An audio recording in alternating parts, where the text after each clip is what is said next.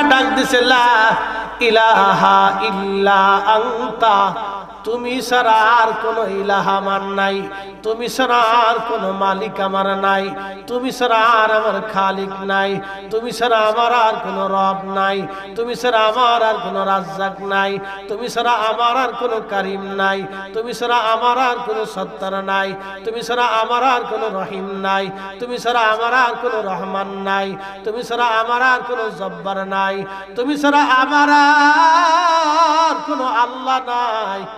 একবার জোরে বলবেন কি আল্লাহু আকবার। আমাদের কি আর কেউ আছে আল্লাহ ছাড়া? একসাথে বলেন আছে। তাহলে সেজদা হবে কার? জিকির হবে কার? ইবাদত হবে কার? দোয়া করব কার কাছে? চাবো কার কাছে? আল্লাহর কাছে। অ্যাটেনশন মনোযোগ দিন। ইল্লা আনতা সুবহানাকা, আর তুমি পবিত্র। একসাথে বলেন সুবহানাল্লাহ। পবিত্র কে? যারা বলেন সুদ কি পবিত্র না অপবিত্র? ঘুষ কি পবিত্র না অপবিত্র? এই যে হারাম, আল্লাহ যেটা হারাম করছে এটা কি পবিত্র না অপবিত্র? আল্লাহ কি পাক না না পাক? আল্লাহ যেহেতু পাক, আল্লাহ পাক ছাড়া অন্য কিছু কবুল করে, অতএব নাপাকের জায়গা আল্লাহর স্থানে হবে না। এই জন্য যারা নেশা করেন বুঝে সুঝে করে, আখেরাত বরবাদ হয়ে যাবে। হাসতে হাসতে নিজে জাহান্নাম কিনে নিচ্ছেন। কখন মৃত্যু আসবে কেউ জানে না। 30 সেকেন্ড আগেও হাসবেন, 30 সেকেন্ড পরে মরে যাবেন, আপনি কিছু বুঝতেই পারবেন না। বলে এটা কেমন? আমি নিজে চোখে দেখলাম ভদ্রলোক ওই সেলুনে, আপনার কি বলে ভিডিওতে দেখলাম সেলুনে চুল কাটতেছে। তো যারা চুল কাটে সেলুন আলারা, ওরা তো একটু সাফ চুল দেয়, মাথার মধ্যে একটু সাফ চুল দেয়, কিছু পয়সা করে যায় মানুষ, তো সাফ চুল দেয়, একটু শরীরে বানায় দেয়, মাথাটারে বানায় দেয়। তো মাথা বানাইতে দেয় এইভাবে মাথাটা ধরে ঘাটটা ধরে চিং করে একটু চাপ দিচ্ছে, এক চাপ, মানে 30 সেকেন্ড আগেও সে হাসতেছিল, একটা চাপ দিছে, চাপ দেওয়ার লাগে আর মাথা লড়াইতে পারে না, এমনি কাঁপতে কাঁপতে মরে গেল। একটু পানি দিচ্ছে মুখের ভিতরে, শেষ, কুল্লু খালাস। অ্যাটেনশন মার্ডার, গো টু কবর। কি কথা কথা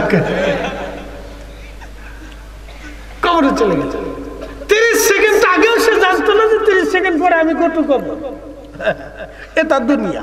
এই দুনিয়ার লেগে ফারাফারি করে লাভ নাই, মারামারি করে লাভ নাই, কুবাকুবি করে লাভ নাই, গালিগালাজ করে লাভ নাই, ঝগড়া করে লাভ নাই, জমি নিয়ে ভাইয়ের সাথে ঝগড়া করে লাভ নাই, কোনো ফায়দা নাই। কি কথা কোন না ঠিক কিনা?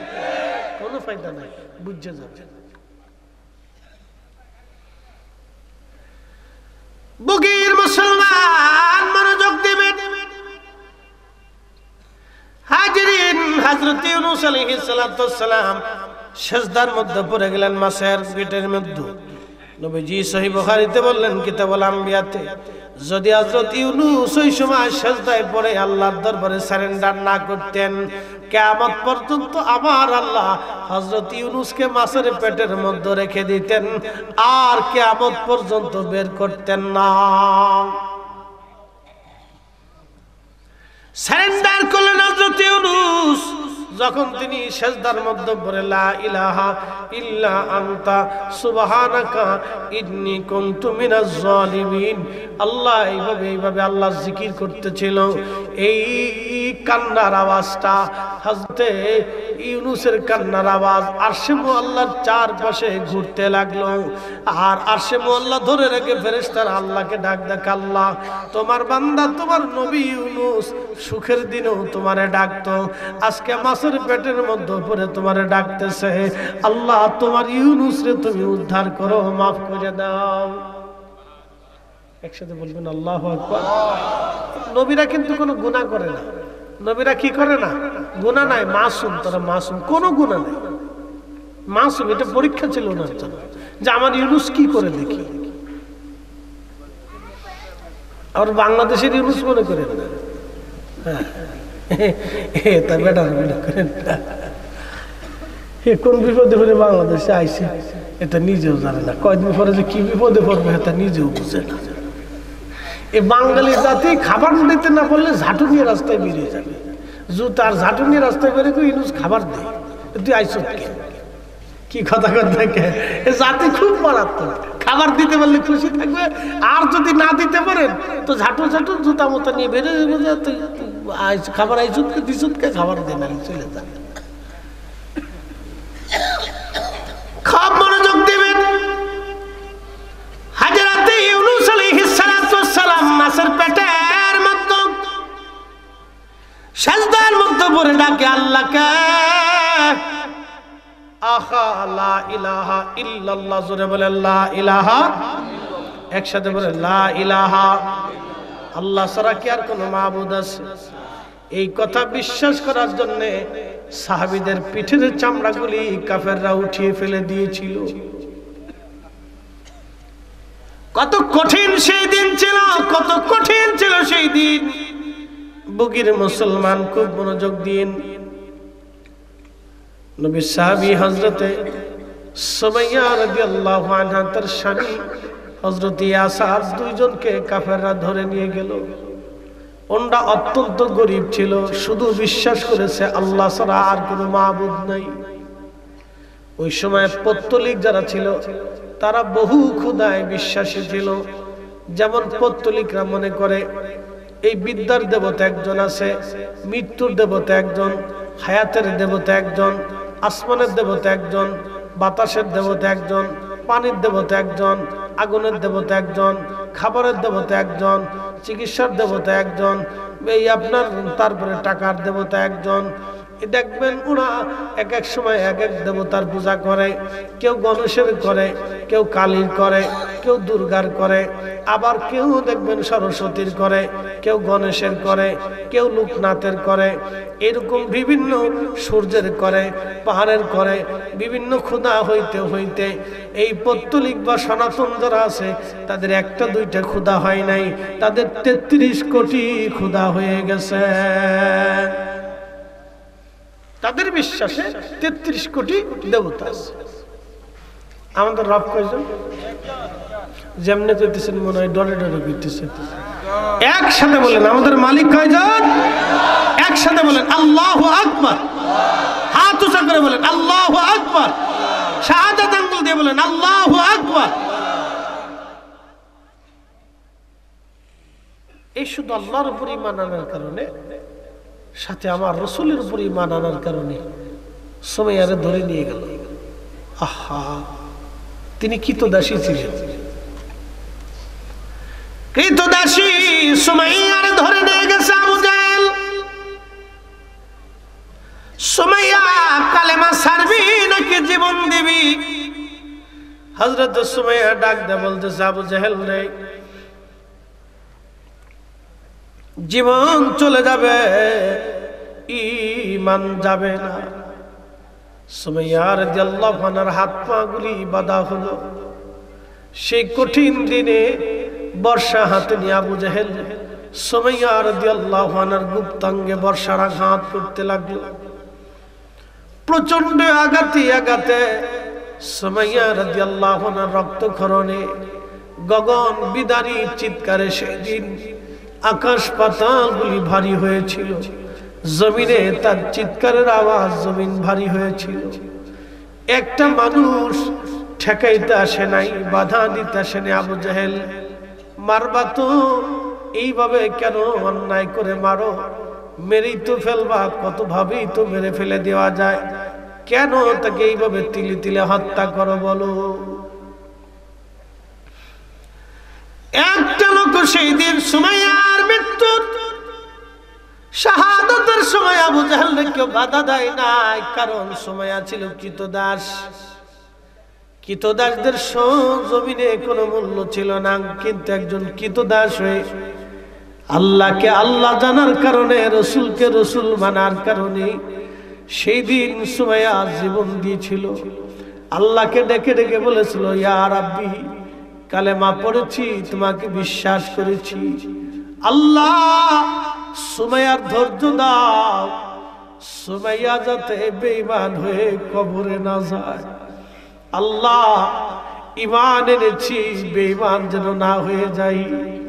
এই জন্য কোরআনে বারবার আল্লাহ বলেছেন, রব্বানা লা তুজিগ কুলুবানা বাদা ইয হাদাইতানা ওয়া হাব লানা রব্বানা লা তুজিগ কুলুবানা বাদা ইয হাদাইতানা।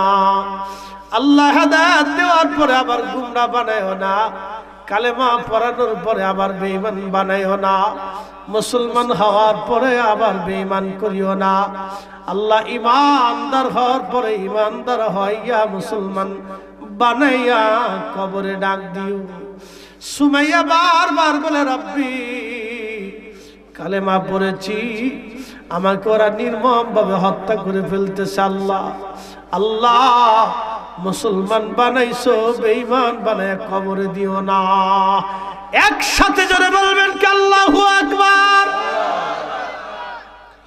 এরা মুসলমান, মুসলমান, এরা মুসলমান। সাহাবী রাসূল, ইসলামের প্রথম শহীদ হযরতে সুমাইয়া, ইসলামের প্রথম শহীদ হযরতে সুমাইয়া। আর আমার দেশের কত সুমাইয়া উস্কা ফুসকা চটপটি খেয়ে বেড়ায়। এই কথা কর না কেন, জোরে বলেন। কিরে তোরা ঘুমাই পড়ছিস কে? আজ সর্বনা, বাপরে বাপ, শীত পটাং মেরে দিছিস। এই বয়সে যদি শুয়ে পড়িস তো বুড়া মানুষ কি তা করতো? তো তা ভালো, ওরা চিন্তা করছে যে ঘুমায় শহীদ হয়ে যাবো, তো মাঠ সাপতাম কেল লেগে যে বয়ে রয়েছে, এটা তো আমি বালা করেই জানি। প্রধান অতিথি না থাকলে ওরা থাকতো না। যাক, অসুবিধা নেই, ওটা দেবো না ইনশাল্লাহ, ঠান্ডা হইতে থাক, লড়াচড়া দিস না। একসাথে বলেন আল্লাহু আকবার। আর আমাদের দেশের সুমাইয়া কত সুমাইয়া উস্কা ফুসকা খায় বেড়ায়। বাপরে বাপ, মোটর সাইকেলের পিছিয়ে করে কাজ করে বসে যায়, ফুসকা খাইতেছে। ছাগলে যেমনি খাও অমনি খাইতেছে। বেডিরা তো স্যার ওই কথা কইল, কে এত হুজুর লইছে কি লিখে, খালি আমরা বিরুদ্ধে ওয়াজ করে। নারী জাতি ইসলামের প্রথম মুসলমানের নারী জাতি, ইসলামের প্রথম শহীদ নারী জাতি। হযরত সুমাইয়া শহীদ হয়ে গেলেন। হযরত সুমাইয়ার স্বামী ইয়াসারকে বলা হলো, ইয়াসার কালেমা সারবি নাকি জীবন দিবি? হযরত ইয়াসার বললেন, দেখো আবু জাহেল, আমার স্ত্রীকে শহীদ করে দিয়েছো। আবু জাহেল রে, আমিও শহীদ হতে রাজি আছি, কিন্তু ঈমান দিতে রাজি না। হযরত ইয়াসারের পায়ের মধ্যে রশি বাঁধলো, দুই পায়ের মধ্যে দুইটা রশি বেঁধে হাত বেঁধে ফেলে দিয়ে, দুইটা উটের গলার মধ্যে রশি খানা বেঁধে দুই উটকে দুই দিকে ছুটিয়ে দেওয়া হলো।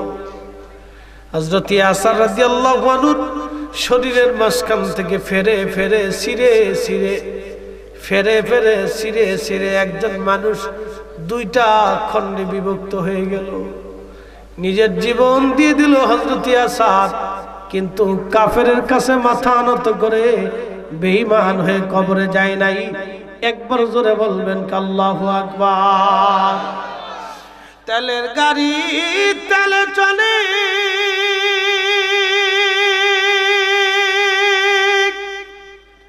হাওয়ার গাড়ি হাওয়ায় উড়ে, বিনা তেলে চালায় গাড়ি নবী সুলাইমান। আমরা সেই মুসলমান, কথা কন না কেন, সেই মুসলমান। হযরত খাব্বাবরে তারা ধরে নিয়ে গেল, কালেমা পড়ার পরে খাব্বাবকে ধরে নিয়ে গেল। তিনি ছিলেন কামার, লোহার ভিতরে আগুন, আগুনের ভিতরে লোহা দি কয়লা খন্ডের আগুন জ্বালাইয়া খাব্বাব তিনি লোহা দিয়ে অস্ত্রপাতি বানাইতেন। তিনি কামার ছিলেন, গরিব মানুষ, কালেমা পড়ার কারণে কাফেররা যে তারা হাত পা বেঁধে ফেলল। ওই আঙ্গার কয়লাগুলি মাটির মধ্যে মিশাইয়া হযরত খাব্বাবকে ওই কয়লার উপরে চিৎ করে শুয়াইয়া বুকের উপরে পাথর চাপা দিয়া হযরত খাব্বাবকে চাপা দিয়ে ধরে রাখত। পিঠের চামড়াগুলি পুড়ে পুড়ে পুড়ে পুড়ে রক্তগুলি বের হয়ে কয়লা নিভে যাইত, তারপরও খাব্বাবকে তারা ছাড়ত না। আবার ওই কয়লার উপর থেকে উঠাইয়া কয়লাগুলি আবার আগুনের মধ্য দিয়ে আঙ্গার বানাইয়া আবার মাটির উপরে বিছাইয়া খাব্বাবরে চিৎ করে শুয়াইয়া উপরে পাথর চাপা দিয়ে কয়েকজন চেপে ধরে রাখত। খাব্বাব বলতেন, দুনিয়ার মানুষে আমার পিঠের চর্বিগুলি গলে গলে গলে গলে কয়লা নিভে যাইত, আমার পিঠের গোশতগুলি উঠে চলে গেল, চামড়াগুলি উঠে চলে গেল। হযরত খাব্বাবের জায়গায় জায়গায় জায়গায় জায়গায় জায়গায় জায়গায় গর্ত হয়েছিল, সাদা সাদা ফ্যাতফেতে হয়েছিল। কালেমার জন্য পিঠের চামড়া দিলেন, গোশত দিলেন, ঈমান দেয় নাই, ঈমান দেয় নাই। জোরে বলা যাবে আল্লাহু আকবার। এরা মুসলমান সাহাবী রাসূল, সাহাবী রাসূল। আল্লাহ তাদের সম্পর্কে বলছেন, রাদিয়াল্লাহু আনহুম ওয়া রাদু আন, যালিকা লিমান খাশিয়া রাব্বাহ। আল্লাহ ডাক দিয়ে বলতেছে, আমার হাবিব আমি তাদের উপরে রাজি হয়ে গেলাম, তারা আমি আল্লাহর উপরে রাজি, এই জন্য তো আমি আল্লাহ তাদের উপরে রাজি। যালিকা লিমান খাশিয়া রাব্বাহ, তারা আমি আল্লাহকে ভয় করে, আমি আল্লাহকে তারা ভয় করে, আমি আল্লাহকে তারা ভয় করে। এজন্য আল্লাহ রাসূল বললেন, আল্লাহ আল্লাহ ফি আসহাবি লা তাত্তাখিযুহুম গরাদাম মিন বাদি, ফামান আহাব্বাহুম ফাবিহুব্বি আহাব্বাহুম ওয়া মান আবগাদানি ফাবিবুগদি আবগাদাহুম। আল্লাহর নবী বললেন, সাহাবীরা, আমার উম্মতরা, সাহাবীদের ব্যাপারে তোমরা আল্লাহকে ভয় করো, আমার সাহাবীদের ব্যাপারে তোমরা আল্লাহকে ভয় করো। সাবধান সাবধান, লা তাত্তাখিযুহুম গরাদাম মিন বাদি, আমার পরে আমার কোন সাহাবীর ভুল ত্রুটি বের করে নিয়ে সমালোচনা করবা না, তার গালি দিবা না, তার অন্যায় করবা না, তার সাথে জুলুম করবা না। আমার পরে আমার কোন সাহাবীর মন্দ বলবা না, তাদের চরিত্র এই খোটাখুটি করে, তাদের দোষ ত্রুটি তোমরা অন্বেষণ করবা না। একবার জোরে বলা যাবে কি আল্লাহু আকবার? না না, জোরে জোরে জোরে বলেন আল্লাহু আকবার। তাদের দোষ ত্রুটি বের করতে আল্লাহর নবী না করে দিয়েছে।